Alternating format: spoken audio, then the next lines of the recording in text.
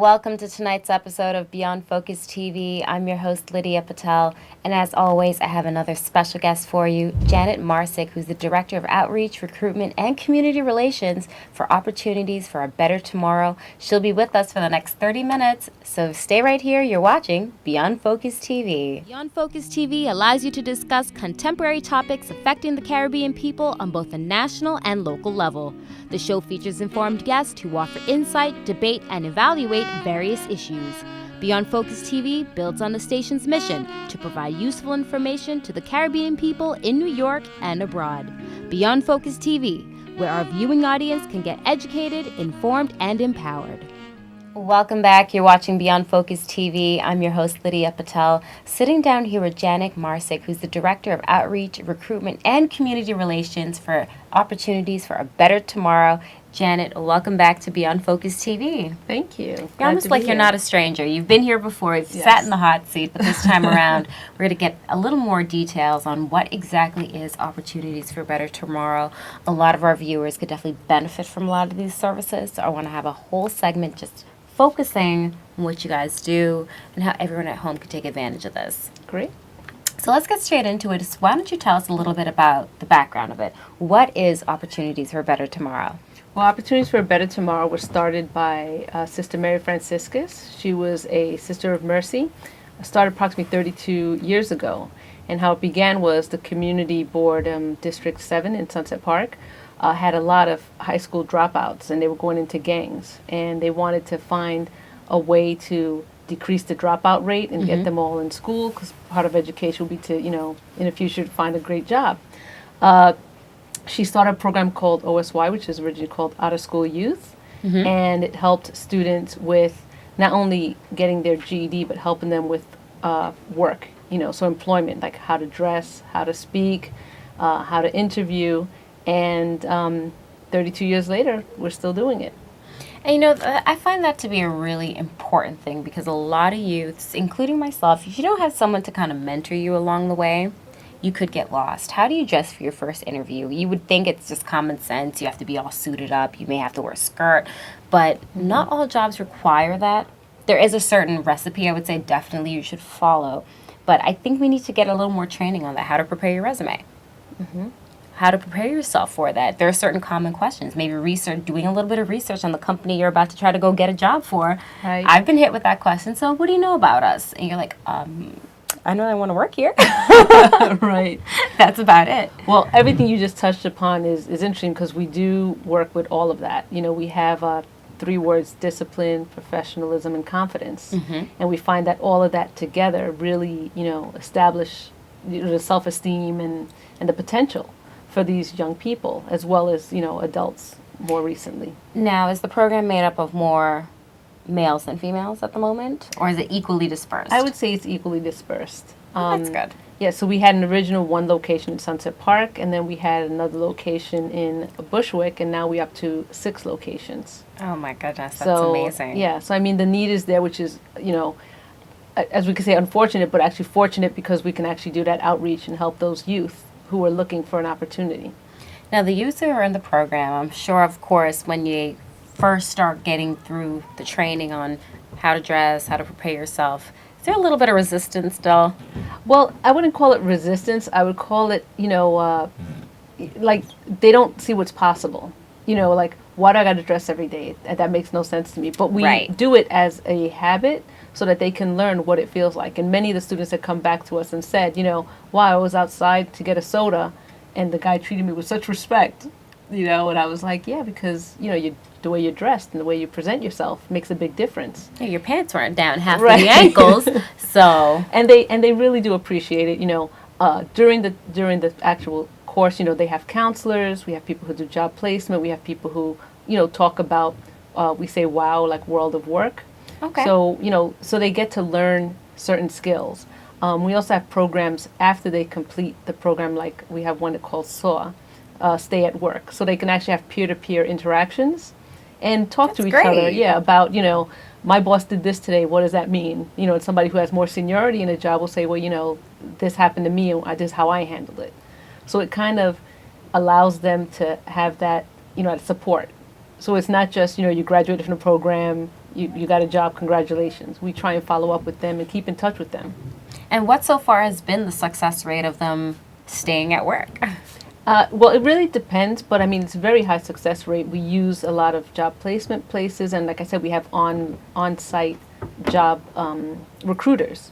So we establish relationships, and they know how we work in our ethic and how we train, the youth. So when we ask them to go to a job, we're not, just sending anyone. We're sending someone who's prepared, who has a resume, who, is confident in themselves, who knows how to dress, who knows how to speak.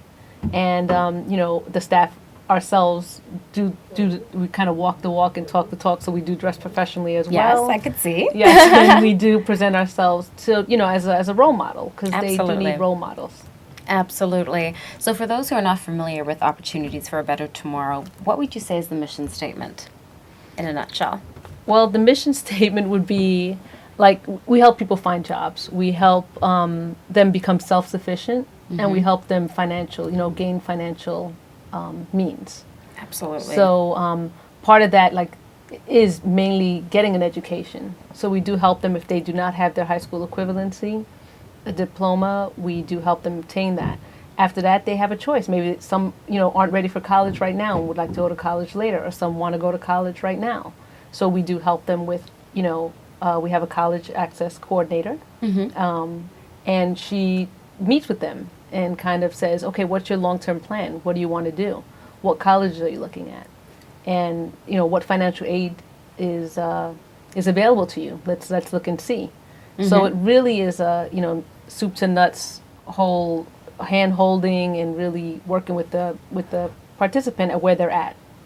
Now, what is the age cutoff to be a part of the program, and do you even let older adults come into the program? Well, for youth, it's 17 to 21 for our, the OSY program. And for the young adult internship program, it's 17 to 24.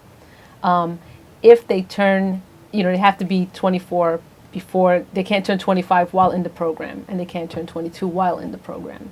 Okay. But then we have adult services that we've, that have really grown, and we have high school equivalency, computer classes. We have for the youth and the adults certification in Microsoft Office, as well as National Retail Federation does a community, customer service training. So for individuals who don't have anything on their resume, having, certification in Microsoft Office and a certification in customer service really puts them a little step ahead of other people who don't have that. Absolutely. Completely. I mean, it really, really does. And the job market right now is so competitive. You can have 2 college degrees and still it doesn't really mean a whole lot. Right. In the scope of how saturated the market is here, trying to find jobs. In another segment, I want to focus on how you set yourself apart, little tips that you could actually, I'm sure that's something you do cover, how to make your resume stand out. What's going to set you apart from everybody else? Because in the essence of everything, that truly is important. So you have a good success rate. You have a lot of people who take advantage. How many kids right now are in the program? Well, as far as the whole program with youth and adult, we serve about 5,000 people annually. And for our youth adult internship programs, we have 3 locations. And for our out-of-school youth program, we also have 3 locations. So it would really depend on what program they're coming into and what they want to accomplish. Of course. Well, hold that thought, Janet. We'll be right back. You're watching Beyond Focus TV. Don't go anywhere. We'll be right back. Hi, my name is Stephanie Miles, and I am Miss Caribbean United States 2013, and you're watching Beyond Focus TV.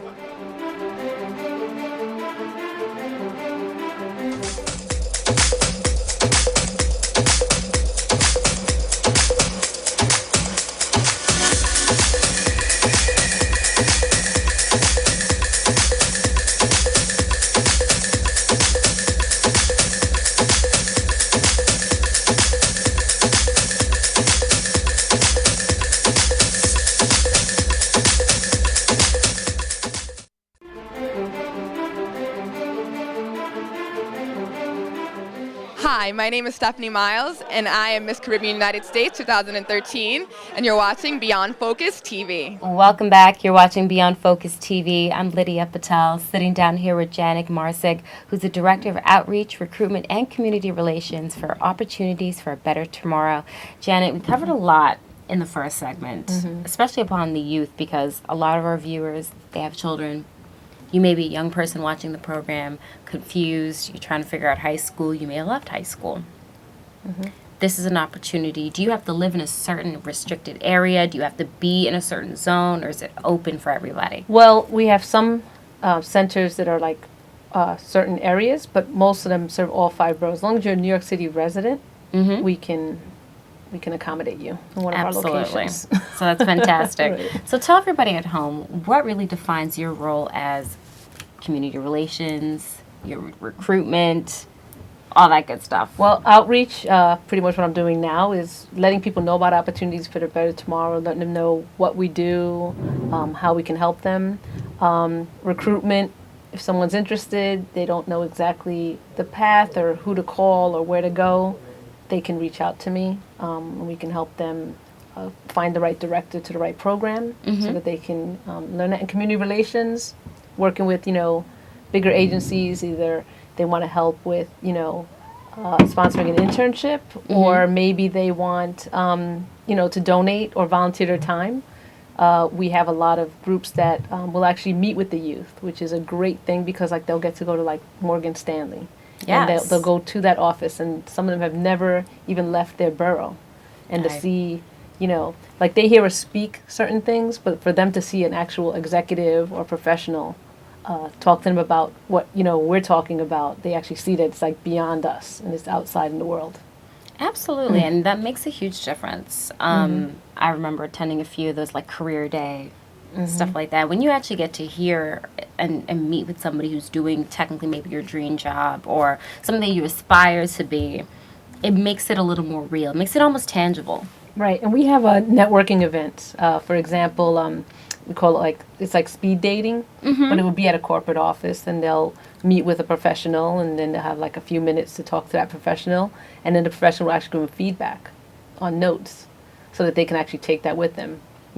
Everything from firm handshake to, how they spoke to the person or anything they said. Really? Yeah, so it's a really good experience for them. And since That's, they're doing... I think some adults need that. Yeah, but they're doing 5 or 6 people, at a Yeah. time, so they get a different perspective with different people.